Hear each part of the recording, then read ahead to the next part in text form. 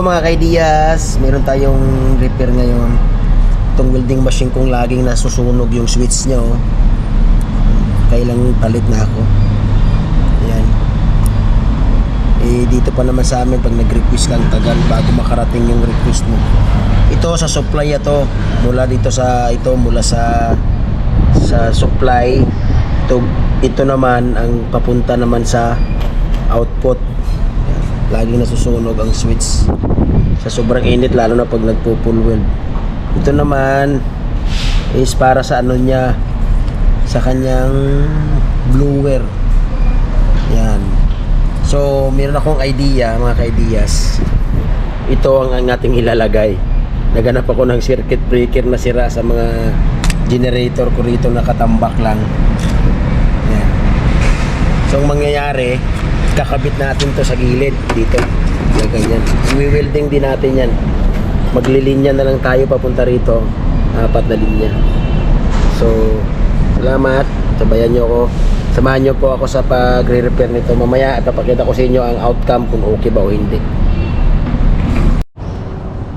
Hello mga kaidiyas, ito na yung nilagay nating switch, oh. Yan, kasi laging, nagsabi ko nga kanina, laging nasusunog yung switch na maliit dito. So mangyayari, yan, dinugtungan ko lang siya. Pero papaganahin muna natin. Pag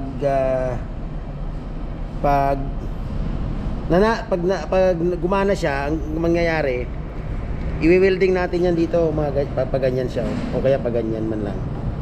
Yan, para magiging permanente na siya. Yan. Or dyan, o saan natin kung komportable ilagay yan. Yan. So tatry muna natin, sasaksak muna natin doon kung gagana ba siya o hindi. Ito na po mga kaidiyas, bali naisaksak ko na po siya doon at tumaandar na po. Kung naririnig niyo po yan, oh. Kasi kinabit na natin yung fan niya, tumaandar na siya. So ngayon, susubukan natin kung may spark. Wala. Try natin i-switch dito. At spark natin. Ayun. So ang mangyayari nito, i-welding natin dito. Ito. Ang labas nito, winelding ng welding machine ng kanyang sarili. Gaganyan natin yan, oh, mamaya. Pero bago natin gawin, ititip muna natin yan para sigurado.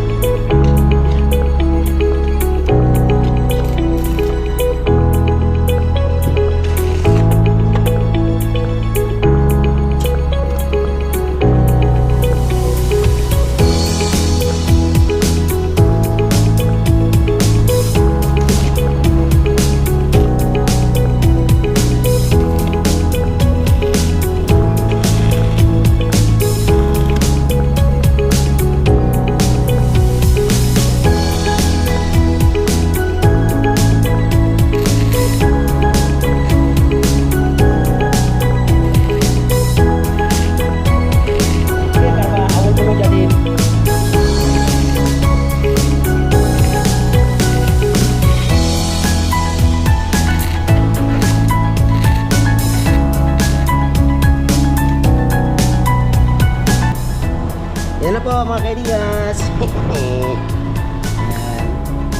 Medyo matagal na rin itong welding machine na to. Simula dumating ako rito, ito yung gamit ko. Isab po yan, isab. Pag binatay natin dito na. Yun. Wala na yan. Wala. Pag iniwan natin, saka spark natin.